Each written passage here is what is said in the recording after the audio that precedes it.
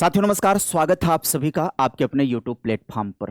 आग की भट्ठी बना उत्तर भारत पूरी तरह से इस समय गर्मी और लू के चपेट में हम सभी लोग ग्रसित पड़े हुए हैं, लपेटे पड़े हुए हैं।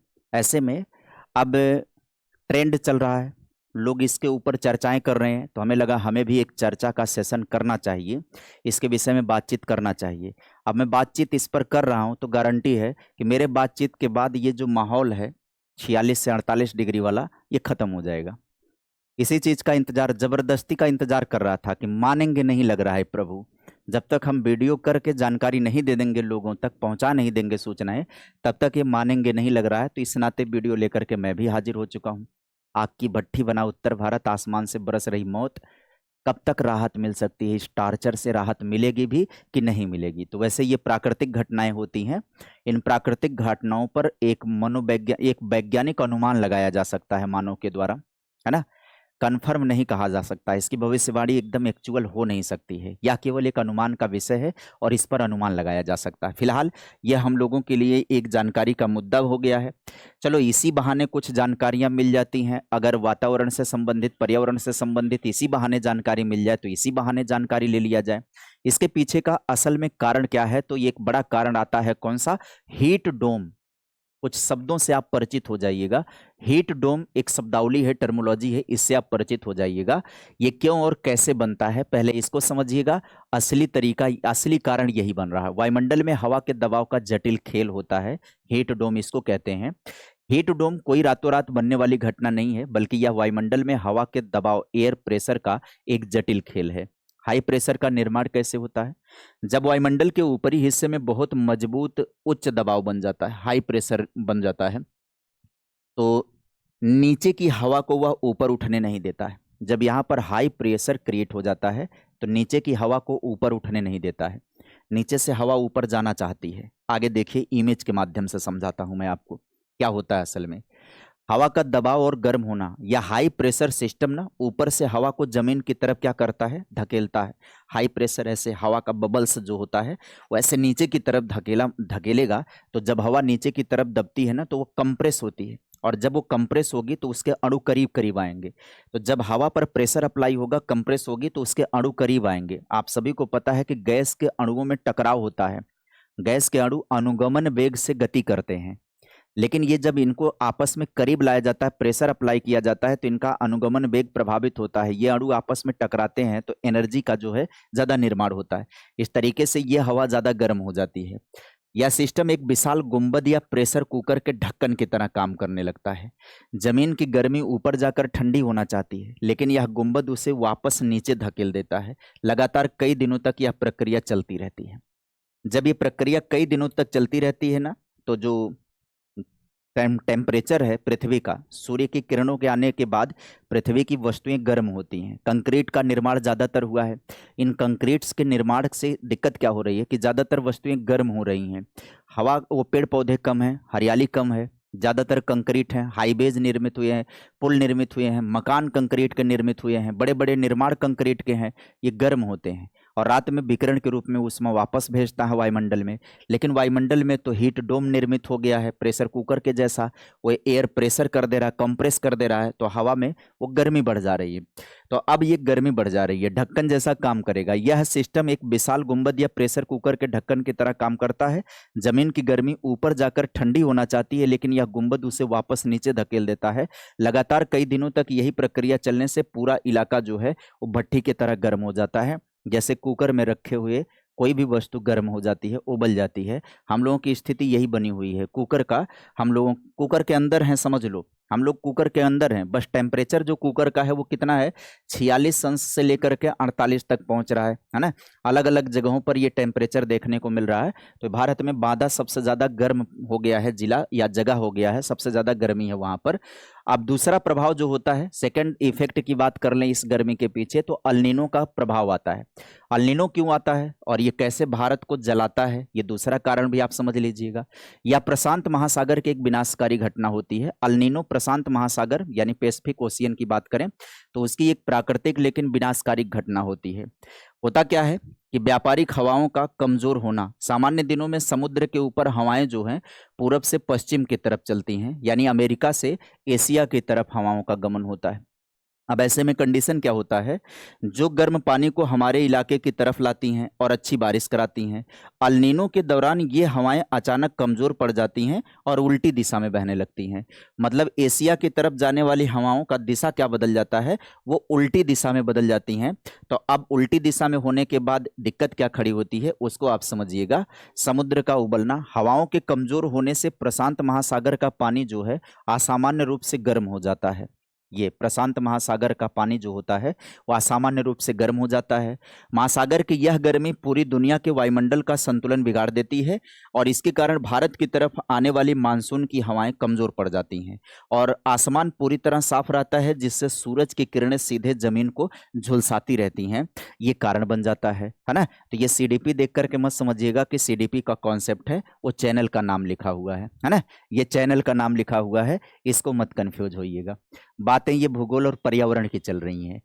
तीसरा कारण जो होता है इस गर्मी का वो होता है वेस्टर्न डिस्टरबेंस। ये जो होता है ये क्या होता है, ये जो पश्चिमी विक्षोभ होता है इसकी बात कर लें। इस बार क्या होता है, उत्तर भारत को राहत देने वाली बर्फीली हवाएं होती हैं। ये सर्दियों और प्री मानसून यानी मार्च से मई के दौरान उत्तर भारत को राहत देने वाली बारिश इन्हीं विक्षोभों से मिलती है।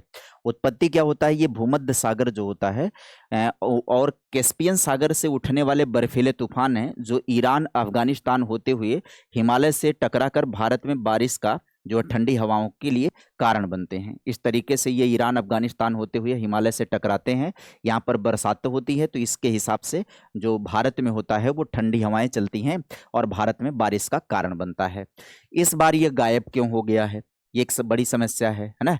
तो ये गायब होने का कारण ये है कि ग्लोबल वार्मिंग के कारण। अब ग्लोबल वार्मिंग क्या है ये आपको मैं समझा देता हूँ। ये जो गायब हो गया है ध्यान से समझिएगा, भारत में पश्चिमी विक्षोभ से ही राहत मिलती थी, पश्चिमी विक्षोभ से ही राहत मिलती थी, यहाँ पर ठंडी हवाएं आती थीं और यहाँ पर बारिश का माहौल बनता था। लेकिन इस बार ये गायब है। उसके पीछे कारण किसको बताया जा रहा है, ग्लोबल वार्मिंग। ग्लोबल वार्मिंग के कारण क्या हो गया है, जेट स्ट्रीम निर्मित हो गया, यानी वायुमंडल में बहुत ऊंचाई पर तेज गति से बहने वाली हवाएं, इनका रास्ता बदल गया है। ये जेट स्ट्रीम ही पश्चिमी विक्षोभ को भारत लाती हैं। इस साल भारी गर्मी और जलवायु परिवर्तन के कारण ये हवाएं भारत के ऊपर से बहने के बजाय बहुत पहले ही उत्तर दिशा यानी चीन तिब्बत की तरफ खिसक गईं। इसलिए हमें ठंडी हवाओं का कोई सहारा नहीं मिल रहा है। ग्लोबल वार्मिंग क्या होता है, हवा का एक लेयर निर्मित होना वायुमंडल में। ये हवा में कौन कौन सी होती हैं, तो इसमें मेथेन होता है, कार्बन डाइऑक्साइड होता है, नाइट्रस ऑक्साइड होता है, सीएफसी होता है। ये तमाम गैसें होती हैं। ये जो औद्योगिक कल कारखानों से गैसें निकलती हैं, रेफ्रिजरेटर से जो निकलती हैं, जो एसी हो गया और तमाम चीज़ों से ये जो निकलती हैं हवाएं, ये हवाएं ना जब निकलती हैं तो उस समय गर्म होती हैं। जाहिर सी बात है, जैसे किसी फैक्ट्री के चिमनी से अगर गैस निकल रही है तो वो गर्म ही तो होगी। तो ये गर्म हवाएं वायुमंडल में ऊपर उठती हैं। वायुमंडल में ऊपर उठ करके ये एक लेयर बना लेती हैं, एक लेयर निर्मित करती हैं और ये लेयर जो बनती है वो उष्मा का कुचालक लेयर निर्मित होती है। कौन सी लेयर होती है ये, उष्मा का कुचालक परत निर्मित हो जाती है, लेयर निर्मित हो जाती है गैसों की। अब जब सूरज की गर्मी पृथ्वी पर आती है किरणों के रूप में तो पृथ्वी पर वस्तुएं गर्म होती हैं। सामान्य सा कॉन्सेप्ट है, पृथ्वी पर वस्तुएं गर्म होती हैं। लेकिन जो पृथ्वी पर वस्तुएं गर्म होती हैं तो ये रात में विकिरण के रूप में ऊर्जा जो है वापस लौटती है। लेकिन ये जो उष्मा की कुचालक परतें निर्मित हुई है ना, ये एक तरीके से ग्रीन हाउस इफेक्ट उत्पन्न कर देती हैं। ये जो है गर्मी को वापस ढकेल देती हैं, पृथ्वी के वायुमंडल में ढकेल देती हैं, जिससे जो है पृथ्वी का टेम्परेचर या वायुमंडल का तापमान लगातार बढ़ रहा है। ये वैश्विक तापमान है, ये केवल एक जगह की समस्या नहीं है, ये पूरी दुनिया की समस्या है। पूरी दुनिया का टेम्परेचर बढ़ रहा है और इसी के जरिए जब गर्मी का समय होता है तो हीट डोम निर्मित हो जाता है। वो जो हीट डोम हमने पहली चर्चा करी उसका निर्माण हो जाता है। समझ में आ गई बात कि नहीं। अब लू की बात करें तो इतनी खूंखार क्यों हो गई, हमारे पड़ोस से आने वाला भौगोलिक श्राप है एक, लू सिर्फ एक गर्म हवा नहीं है, यह एक भौगोलिक श्राप की तरह है जो हमारे पड़ोस से आती है। रेगिस्तान का गर्म होना। मई के महीने में पाकिस्तान का जो बलूचिस्तान है, सिंध प्रांत और भारत का थार रेगिस्तान सीधे सूर्य की किरणों से भयंकर रूप से ये गर्म हो जाता है। ठीक है। अब इसकी गर्मी होती क्या है? हवाओं का खिंचाव है। विज्ञान का नियम है कि गर्म हवा हल्की होकर ऊपर उठती है और वहां लो प्रेशर बन जाता है। इस खाली जगह को भरने के लिए हवाएं तेजी से दौड़ती हैं। रास्ते में कोई रुकावट का ना होना, चूंकि अरावली की पहाड़ियां राजस्थान में हवाओं के समानांतर हैं, इसलिए वो इन गर्म और सूखी हवाओं को रोक नहीं पाती हैं। या तपती हुई हवा बिना किसी रुकावट के सीधे पंजाब, हरियाणा, दिल्ली और यूपी के मैदानी इलाकों में घुसकर लोगों को झुलसा देने का काम करती है। तो समझ में आ रही है, लो प्रेशर निर्मित होना। यह हमारे पड़ोस में है, जो पाकिस्तान का बलूचिस्तान जो एरिया है वो बहुत ज़्यादा, वो कैसा है, रेगिस्तानी एरिया है। वो गर्मी में बहुत गर्म हो जाता है उसका रेत, और वहाँ पर हवाएं गर्म होती हैं और गर्म हवा ऊपर उठती है, वहाँ लो प्रेशर बन जाता है। और जहाँ लो प्रेशर बनेगा वहाँ के लो प्रेशर में हवा भरने के लिए काफ़ी तेज हवाएं दौड़ना शुरू कर देती हैं, और रास्ते में कोई रुकावट के ना होने की वजह से तेज गति से ये जो है हवाएं भारत में प्रवेश करती हैं और भारत में लू का कारण बन जाती हैं। ठीक है। तो ये तो प्राकृतिक कारण हो गया। ये जो गर्मी हम लोग झेल रहे हैं, इतनी भयानक तरीके की चीजें झेल रहे हैं, ये तो प्राकृतिक कारण हो गया, नेचुरल हो गया। अब बात कर लेते हैं मानव निर्मित जो है अर्बन हीट आइलैंड, जो है इंसानों के द्वारा पैदा की हुई कंक्रीट जो होती है वो मुसीबत का कारण बन रही है। या प्रकृति ही नहीं बल्कि इंसानों की पैदा की हुई मुसीबत भी है। कंक्रीट और डामर का जाल, हमारे शहरों में पेड़ काटकर कंक्रीट की इमारतें और डामर की सड़कें बना दी गई हैं। डामर और कंक्रीट दिन भर सूर्य की गर्मी से स्पंज की तरह उस गर्मी को सोख लेते हैं।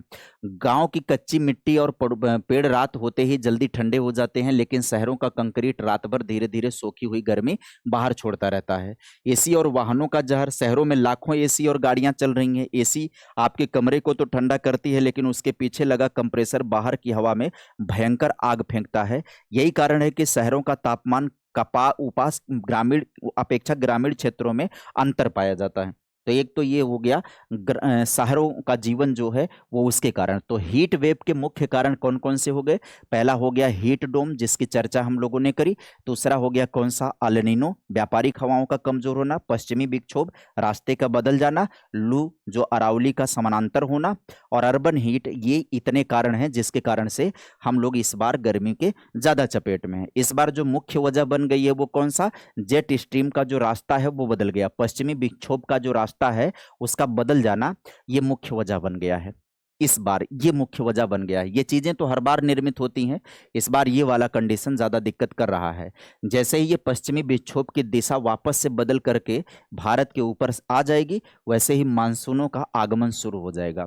तो जल्द ही ये प्रक्रिया या यस आफत से हम लोगों को मुक्ति मिलेगी। लेकिन अभी ये आफत से मुक्ति कब तक मिलेगी? तो तकरीबन जो अनुमान लगाया जा रहा है वो लगाया जा रहा है 8 जून तक जा करके इसमें थोड़ी सी राहत देखने को मिल सकती है।